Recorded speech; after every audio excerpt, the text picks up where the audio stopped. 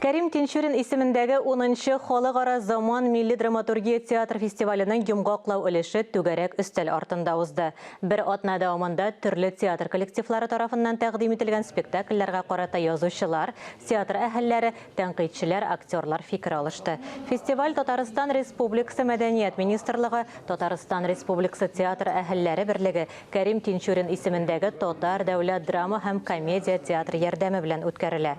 Татарстан Республикасыннан һәм Россиядән 12 профессиональ театр катнашты. Дуслык һәм иҗат атмосферасы хөкем сөргән фестивальне катнашучылар үзара тәҗрибә уртаклашу мәйданы итеп кабул итә.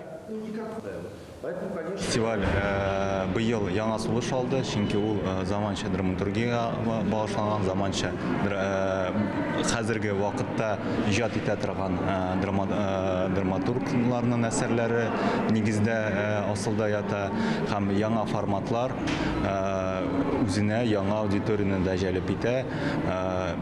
Безне иншатландырган момент инде монда бу фестивальдә яшьләрнең залда утыруы һәм яшьләр аудиториясының киңәюе. Аллага шөкер, менә безнең фестивалебез тәмамланды. Аллага шөкер дип әйтәм тагы бер тапкыр.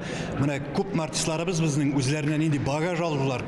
Күпме драматурглар белән, күпме критиклар белән алар сөйләштеләр, үзләре сораулар биреп, ниндирәк юллардан барырга. Менә бөтенесе bir 100 тапкыр диярлек фестивальгә хәтле булган фикерләре аларның үзгәреп, байып, тагы да алга яңа өметләр белән аяк атларга әзер булдылар.